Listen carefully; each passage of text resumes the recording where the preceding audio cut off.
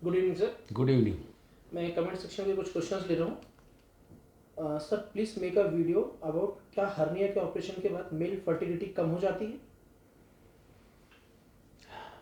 Okay, I will try, but the thing is hernia के operation के बाद में उसके इन्फ्लेमेशन से हो सकता है कि वास डिफरेंस यदि बंद हो तो कई बार ऑब्स्ट्रक्टिव एजोस्पर्मिया होता है, ये मैं देखा हूँ। पर हर हर्निया ऑपरेशन में ऑब्स्ट्रक्टिव एजोस्पर्मिया या नील स्पर्म हो जाएगा ऐसा नहीं है।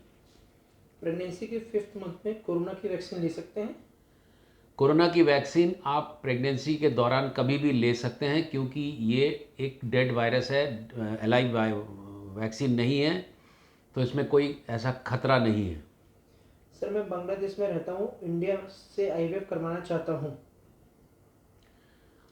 আপনার ওয়েলকাম। আপনি যদি বাংলা বোঝেন তো আপনাকে ডাকছি আমি। আপনি আসতে পারেন এখানে। আর বাংলাদেশ থেকে অনেক বাঙালিরা আসে আমাদের কাছে আইভিএফ করাতে। सर मैं बाहर से हूँ, मैं कैसे ट्रीटमेंट ले सकती हूँ, मुझे एडिनोमायोसिस की प्रॉब्लम है।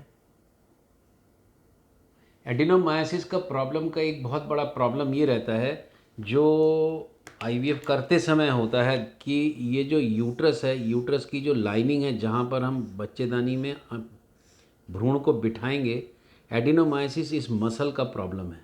तो कई बार ये ऐसा फूल जाती है मसल,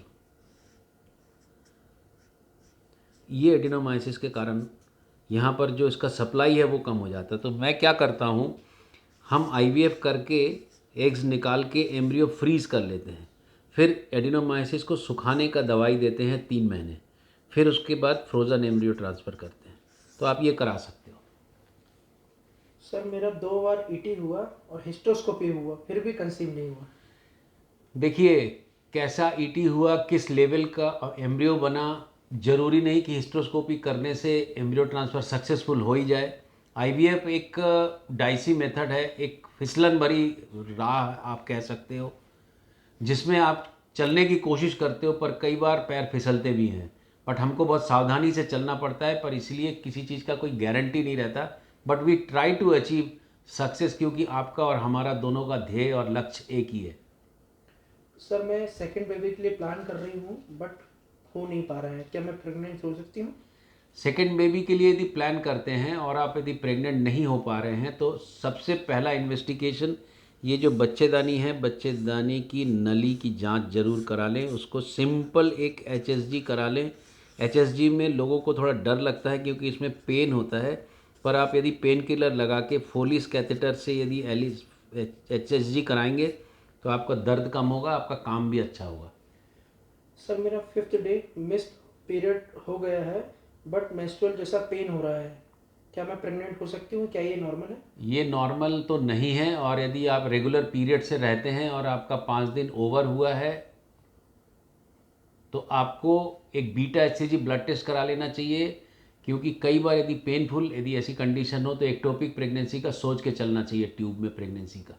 सर मुझे ट्रिपलेट प्रेगनेंसी थी, उसमें से थर्ड वाले बेबी की हार्ट बीट चली गई, तो इससे क्या बाकी 2 में इन्फेक्शन तो नहीं हो जाएगा? ऐसा नहीं होता। यदि अर्ली प्रेगनेंसी में जो बच्चा जेनेटिकली नॉर्मल या कॉम्पिटेंट नहीं हो तो नेचर उसको कई बार स्विच ऑफ करती है, वो नेचुरल रिडक्शन है, आप उसको लेके बिल्कुल टेंशन मत करिए।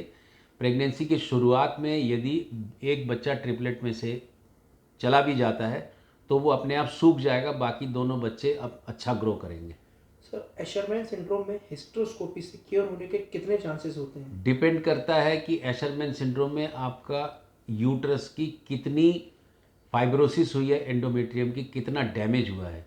हम कोशिश करते हैं हिस्टोस्कोपी करके उसको सेपरेट रखने का, या तो पोलिस बल्ब कैथेटर कैथेटर के बल्ब से या फिर कॉपर टी लगा के।